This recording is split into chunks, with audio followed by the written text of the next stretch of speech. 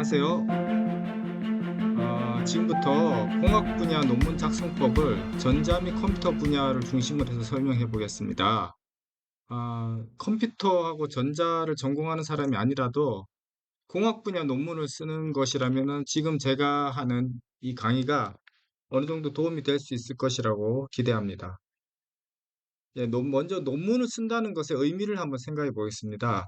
논문을 쓰는 나를 중심으로 해서 한번 생각해 보고 또 논문을 읽는 독자 관점에서 한번 생각해 보겠습니다. 나를 중심으로 생각할 때 논문이라는 것의 의미는 나를 알리는 가장 좋은 수단이다라고 생각할 수 있습니다. 내가 어떤 학술적인 활동을 했는데 그 결과물을 다른 사람한테 알리는 좋은 수단으로서 논문이 있습니다. 또 내가 한 생각이 정말 바른 생각인지 내가 한 연구가 정말 올바른 연구였는지를 객관적으로 학문 공동체에 내놓고 검증받을 수 있는 또 기회이기도 합니다. 이렇게 해서 나를 중심으로 생각할 때는 나를 남한테 알리는 수단도 되고 내가 혼자서 한 생각이 과연 객관적으로 올바른 것인지를 검증받는 자리이기도 합니다. 그래서 연구의 결과는 항상 논문으로 나와야만 이것이 검증도 되고 또 다른 사람과 공유도 할 수가 있는 것이죠. 또 이 내가 출판한 논문을 읽는 사람 입장에서 생각해 보면은 첫 번째 사회에 대한 봉사의 통로라고 생각할 수 있습니다. 논문을 쓴다는 것은 내가 찾아낸 것, 고생해서 알아낸 것을 공개한다는 의미가 있습니다. 그러니까 다른 사람은 내가 고생해서 노력한 것을 그만한 노력을 들이지 않더라도 내 논문만 읽으면은 내가 내린 결론에 같이 도달할 수 있도록 만드는 것이기 때문에 지적인 봉사 활동이라고 볼 수 있겠습니다. 그렇게 함으로써 결국 그 전문 학문 소사이어티, 아카데믹 소사이어티의 지식의 축적에 기여하고 결국에서 학문이 발전되게 하는 거죠. 또한 사회적으로도 인류사적으로도 제가 낸 논문이 어떤 인류 사회의 진보에 일정 정도 기여하는 것이죠. 따지고 보면은 지금까지 우리가 알려진 유명한 발명이라든지 사상이라든지 이런 것들은 논문의 형태로 작성돼서 세상에 알려진 것이 대단히 많습니다. 예, 논문 작성 자체에 이제 초점을 맞춰서 좀 설명해 보겠습니다. 논문을 작성한다는 것의 의미는 내가 학문하는 사람으로서 세상하고 소통하는 유일한 통로, 또 가장 유력한 통로, 이렇게 생각하시면 되겠습니다. 여러분들이 학생이지만 또는 뭐 교수지만 그 학자로서 자기 자신을 아이덴티파이 한다면은 논문을 반드시 써야 논문을 통해서 세상하고 소통하고 자기의 생각을 세상에 알릴 수가 있는 거죠. 또 세상에 나의 어떤 사상과 아이디어와 업적을 검증받고 싶다면 또 논문으로 작성해서 발표를 해야 되는 거고요. 이 논문은 그러면 아무나 쓰면은 그냥 다 논문이 되냐, 아무렇게나 써도 논문이 되냐 하는 건 아니고요. 논문은 반드시 검증을 받아서 통과된 것만 발표가 됩니다. 이때 이제 논문을 검증하는 방법이 동료 간의 상호 검증 방식입니다. 영어로는 피어 리뷰라고 하는데요. 학문의 세계에서는 모든 사람이 동등합니다. 뭐 상하 관계가 없고 전부 다 같은 연구자인데 내가 한 연구를 내 동료가 복수의 동료가 옳다라고 이제 검증을 해줘야 이것이 이제 발표할 수 있는 자격을 얻게 되는 겁니다. 그래서 논문 작성의 작성부터 출판까지 과정을 간단하게 한번 살펴보면요. 1차적으로 논문을 작성하고 작성된 논문은 이제 심사를 거치게 됩니다. 그 심사 결과는 셋 중에 하나로 판결이 나요. 게재 불가, 리젝트 판정이 날 수도 있고요. 억셉트, 이거는 출판을 해도 되겠다 하는 거고요. 또는 여기 yes라고 잘못 썼는데요. 수정 의견이 나올 수도 있습니다. 그럼 이제 논문을 수정을 해서 원래의 이제 논문을 작성한 사람이 저자가 다시 수정을 해서 다시 이제 심사를 받는 거죠.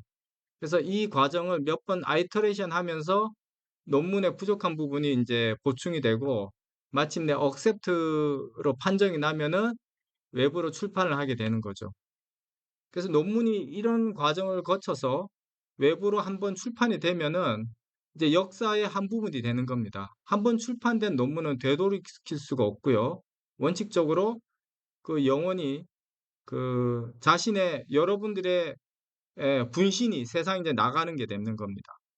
그래서 이렇게 출판된 논문은 인류의 지식 축적에 기여하는 역할을 하게 되는데 어떤 식으로 되냐면 여러분들이 낸 논문은 그냥 그 자체로 가만히 있는 게 아니라 다른 사람들이 그 논문을 읽게 되는 거죠. 그 논문을 읽으라고 내는 거죠. 근데 누가 읽느냐면은 후속 연구자들이 읽게 되겠습니다. 그 누구든지 연구를 할 때는 그냥 맨 땅에서 연구하는 게 아니고요. 누군가가 해 놓은 선행 연구 위에서 연구를 항상 하게 됩니다. 그래서 여러분들의 그 논문도 누군가의 선임 연구로서 인제 그 작용을 하게 되는 거고요. 그래서 후속 연구자들은 여러분들의 논문을 참고해서 그 내용을 다시 재검토하고 비판하고 수용할 건 수용해서 자기 자신의 새로운 아이디어를 거기에다가 붙여 가지고 또 새로운 연구 결과를 내고 새로운 논문을 출판하게 되는 겁니다. 이렇게 해서 익명의 어떤 사람이 한 연구가 또 다른 익명의 연구자에 의해서 계승되고 연속적으로 이것이 유지 발전되게 되는 것입니다. 이것이 인제 그 아카데믹 소사이어티가 전 지구적으로 유지 발전되는 하나의 메커니즘이라고 할 수 있어요. 이러한 방식은 수백 년의 역사를 가진 그 학문 세계에서의 그 발전 방식이 되겠습니다. 이 학술 공동체가 이 논문이라는 걸 매개로 해 가지고 이런 식으로 지식이 전달되고 비판받고 공유되고 또 발전되고 또 갱신되고 업데이트 업그레이드되고 이렇게 해서 발전이 되는 겁니다. 그러니까 여러분들도 뭔가 연구를 하게 된다면은 제일 먼저 하는 행위가 이전에 했던 사람들은 이 연구를 어떻게 했나 하는 거를 논문을 찾아봄으로써 시작하게 되는 거죠. 자, 그렇다면 인제 논문을 어떻게 써야 되는가 이제 하나씩 알아보겠습니다. 사실 논문을 쓴다는 것만큼 쉬운 글쓰기가 없다라고 말해도 크게 과장은 아닐 겁니다.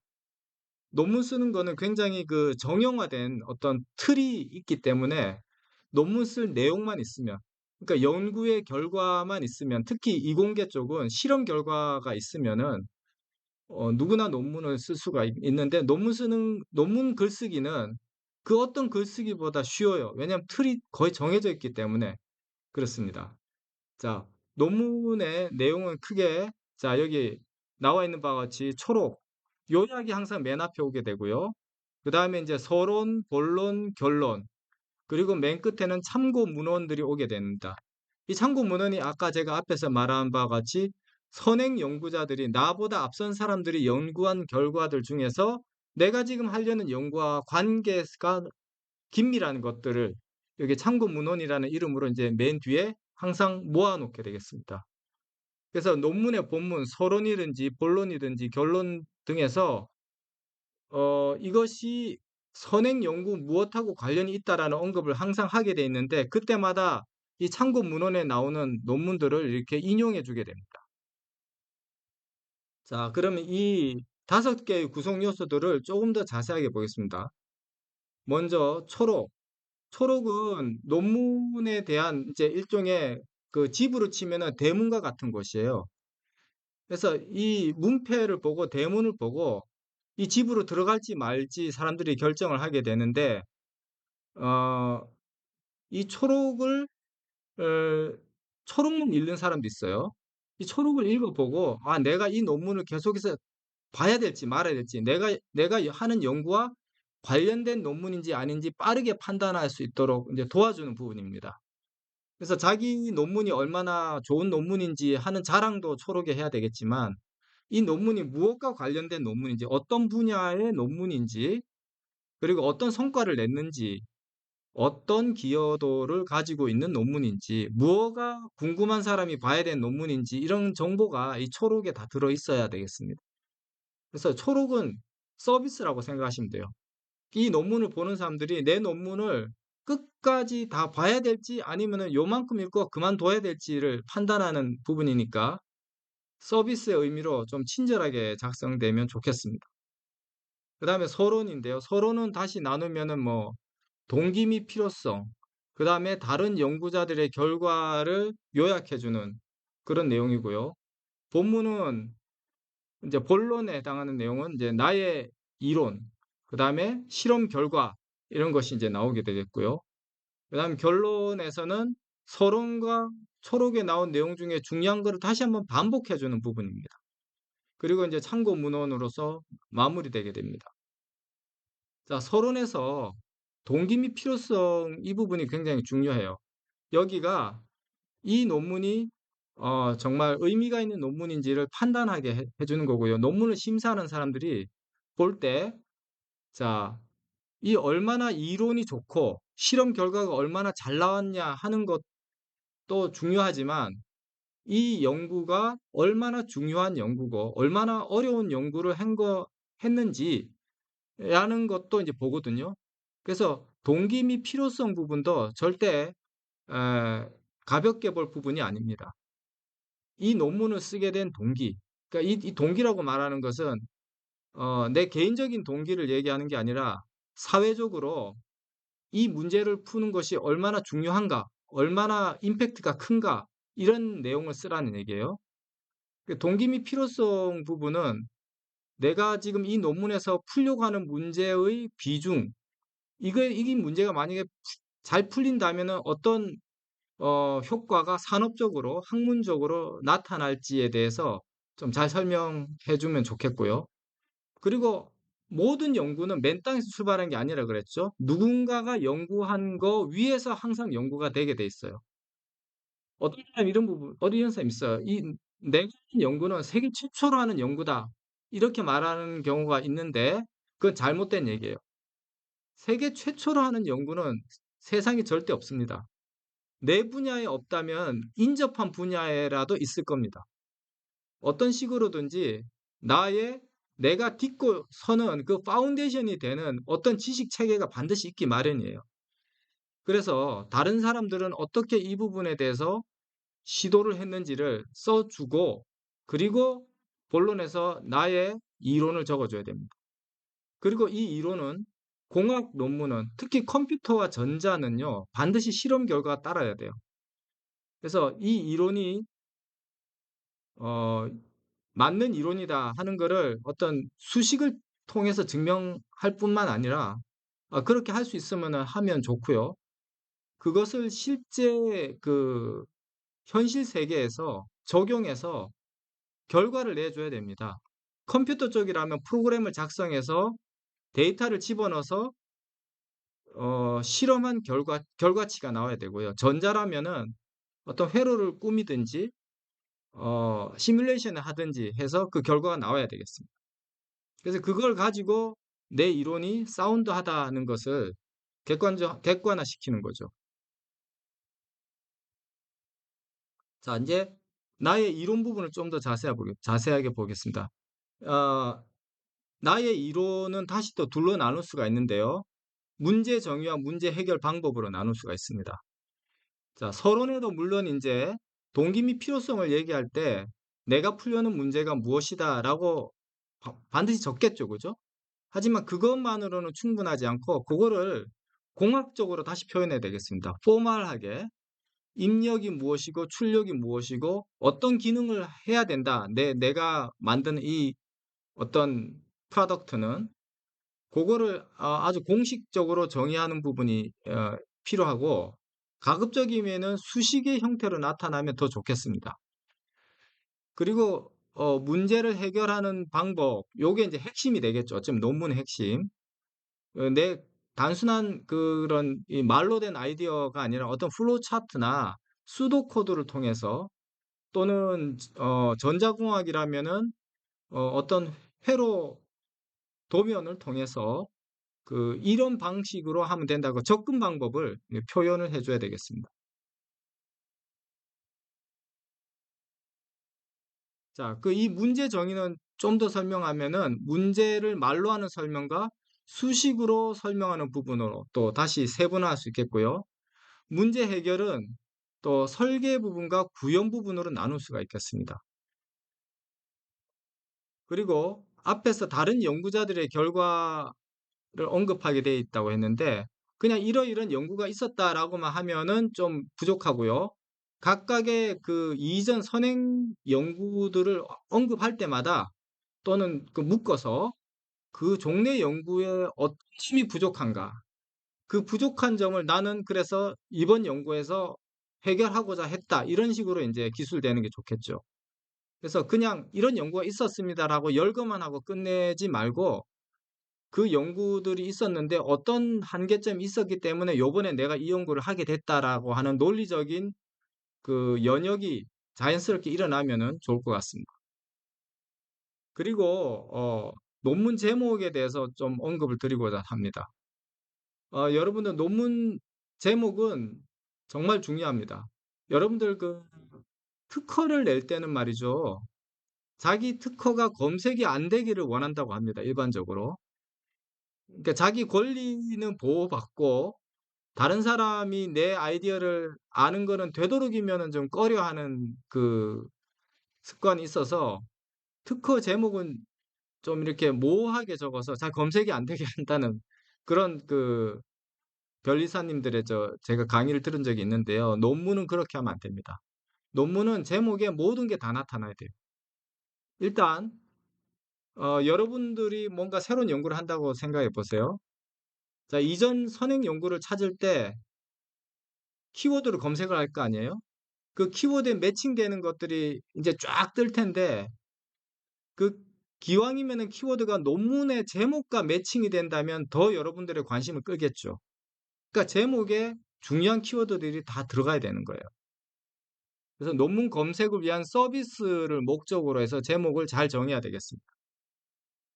그리고 기왕이면은 그 논문이 어떤 성과를 냈는지 또는 그 어떠한 중요한 기여를 했는지 이런 것이 제목에 같이 포함되면 더 좋을 것 같아요. 예를 들어서 전자회로 논문인데 예를 들어서 뭐 어떤 회로를 만드는데요. 이번 연구에서의 가장 중요한 업적이 초저전력을 달성한 거라고 합시다. 그러면은 울트라 로우 파워라는 표현만 들어가는 것보다는 0.01 와트 소비 전력을 가지는 회로다. 이런 식으로 숫자가 딱 들어가 주면 더 좋겠죠.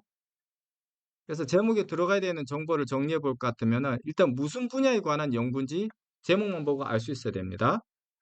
그다음에 어떤 다른 연구랑 어떤 차별적 요소를 가지고 있는 논문인지. 예. 그냥 그러니까 안 좋은 제목 중에 하나는 무엇 무엇에 관한 연구, 무엇 무엇에 관한 뭐 고찰 이렇게 되는 건 별로 좋은 게 아니에요. 예. 그런 분야의 이름만 들어가는 게 아니라 어떤 차별성을 가지는지 그것이 인제 딱 드러나야 됩니다. 그리고 이 연구를 할 때 어떤 제약 조건 하에서 연구를 한 것인지 예를 들어서 어 그 컴퓨터 분야라면은 소프트웨어라면은 인베디드 시스템 환경에서 의미가 있는 논문인지 아니면은 그런 거 없이 그냥 메모리가 무한정으로 많다고 가정한 환경에서 의미가 있는 연구인지 이런 게 인제 제목에 드러날 수 있으면 좋겠습니다. 그래서 인제 무엇 무엇에 관한 연구라는 이런 제목은 좋은 제목이 아닙니다. 자, 여기 인제 괜찮은 연구 논문 제목을 한번 예를 들어 봤는데요. 이미지 암호화 방식들의 보안성 평가 척도의 적절성. 자, 보면 굉장히 구체적이죠? 이미지를 암호화하는 방식들이 있어요. 이미지를 암호화하는 방식들이 있는데 그 여러 방식들이 암호화의 그 암호화 알고리즘들을 평가할 때 보안성이라는 척도를 가지고 어 평가를 만약에 할 경우에 그 척도가 적절한지 어 연구한 논문이다 이런 뜻이죠. 그러니까 일단 이 논문은 이미지 암호화에 관한 그 분야의 연구고요. 여기서 연구한 대상은 보안성을 이 방식들에 대한 평가를 한 논문인데 보안성 측면에서의 평가를 한 논문이다. 이런 얘기입니다. 그다음에 두 번째 제목을 보면은 텍스처에 기반한 강인한 얼굴 검출 방법. 자, 여기 보면 이 논문은 얼굴 검출에 관한 논문이라는 걸 알 수 있죠. 어, 이미지에서 얼굴이 있느냐 없느냐 그거를 이제 판단하는 알고리즘을 쓴 논문인 것 같고요. 근데 그 접근 방법이 텍스처에 기반했다 이거예요. 텍스처라고 하는 거를 이용해서 얼굴을 검출한 방법이다. 그런데 이제 이거는 강인하다는 말은 영어로 러버스트하단 말이에요. 뭐 여러 가지 노이즈나 뭐 그림자나 이런 거에 영향을 덜 받는 와일드한 환경에서도 검출이 잘 되는 방법이다 하는 거를 이제 나타내기 위해서 사용한 그 표현인 것 같습니다. 이런 식으로 어떤 분야에 대한 거고 어떤 특징을 가지고 있고 어떤 그 연구의 스코프가 제한되어 있는지 이런 거를 제목에 나타낼 수 있으면 좋겠습니다.